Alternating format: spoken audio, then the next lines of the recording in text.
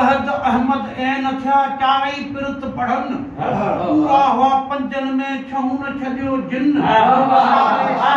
सारे सत सिफाए तूं अठे मझो भन नोई नज़र नाच दे था ॾहीअ में ॾिसजन हिसाबी हिसाब जा यारई याद कन पोइ सनासी सैयद चे ॿारई मां ॿुधन पहिरीं असीं चोॾहीं पिया चवन पूरे रखियो चित में अलिफ आदे छन